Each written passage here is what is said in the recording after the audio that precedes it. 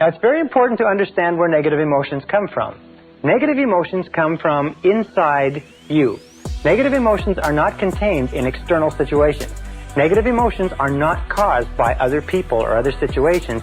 Negative emotions are caused by your response to other situations.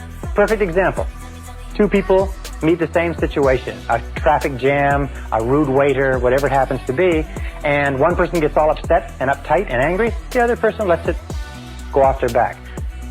Another example, the same person, 2 different days. One day they've had an argument or a flat tire or they're late for work, they get into a traffic jam and they're angry and they're uptight.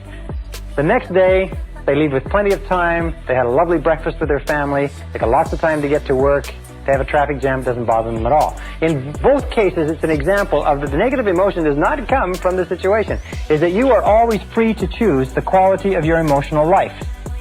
Is that you choose to become angry. Now understand this, nobody makes you feel anything. Nobody makes you feel angry. Nobody makes you feel tense. Nobody makes you feel upset. You always decide how you're going to feel, and then if you're not careful, you will fall into a negative habit pattern of blaming the other person.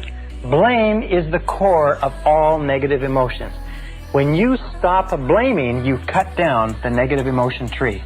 You cut it off, you kill it, and all the negative emotions die simultaneously. It's almost exactly as if this negative emotion tree were a Christmas tree and it were plugged into the wall. And the negative emotions were Christmas tree lights. And you took this plug and you jerked it out of the wall, what would happen? Well, what would happen is that all the negative emotions, the lights, would go out simultaneously, just like that. One of the things that we know about negative emotions, and I've studied them for years, is that negative emotions start off like a spark.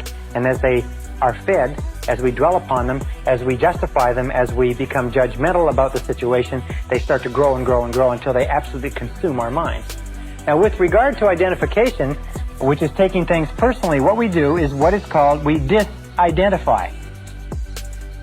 We objectify, or we again remain neutral. We try to keep it at arm's length. We say there is a problem, but I am not the problem.